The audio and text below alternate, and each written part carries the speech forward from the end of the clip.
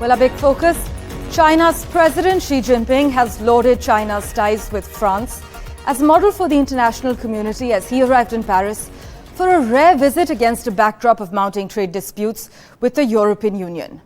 Now, at a time of tensions with much of Europe over China's no-limits embrace of Russia despite the war in Ukraine, its surveillance state and its apparent espionage activities that led to the recent arrest in Germany of 4 people, Mr. Xi Jinping, who arrived in France on Sunday, wants to demonstrate China's growing influence on the continent and pursue a pragmatic rapprochement. For Europe, this visit will test its delicate balancing act between China and the United States and will no doubt be seen in Washington as a none too subtle effort by Mr. Xi to divide Western allies. From France, Xi Jinping will move on to the warm embrace of Serbia, where China is the second largest trading partner, and then Hungary, where its Prime Minister Viktor Orban has backed enormous Chinese investment and used his country's position as a European Union member to dilute criticism of China. Both countries, brittle and American power, as you know. But beyond these two friends of China, there are, however, serious European differences with Beijing, whose economy was roughly the same size measured in dollars as the European Union's when Mr. Xi last visited back in 2019. China's economy is now some 15% bigger. To understand the ramifications of Xi Jinping's touchdown in Europe, we have my correspondent Gaurie Dwivedi joining us live at the moment. Gaurie, now, instead of hosting Xi at the Palace of Versailles, the French president invited him to his city centre residence for a more work-like summit. Now, some argue that Emmanuel Macron is playing a dual game with Beijing. Help us decode where things stand and what we can expect from the Chinese president's touchdown.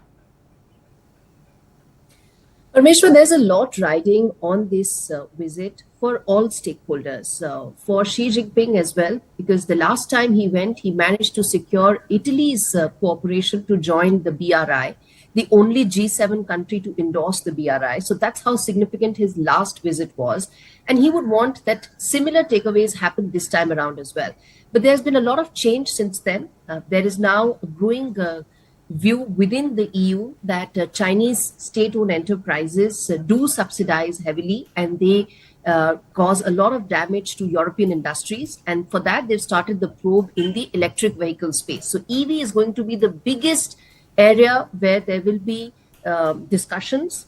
It is early to say whether or not there'll be any breakthrough or not, because EU says they are going to go ahead with probes and possibly slap heavy duties on China, anywhere between 15 to 30%.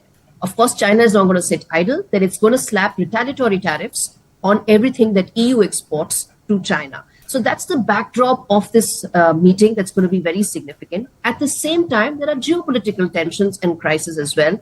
The whole of EU knows, and Macron knows, that it is Xi Jinping who has a certain amount of leverage on Putin to stop the Ukraine crisis to go any further. It's been 2.5 years. There's no end in sight. And they would want that Xi Jinping should also use his leverage to possibly find some sort of an end to that stalemate.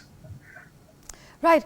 You know, Gaurie, on his first visit to Europe in 5 years, the Chinese president, many geopolitical experts argue, appears intent on seizing opportunities to loosen EU's bonds with the United States and also forge a world freed of American dominance?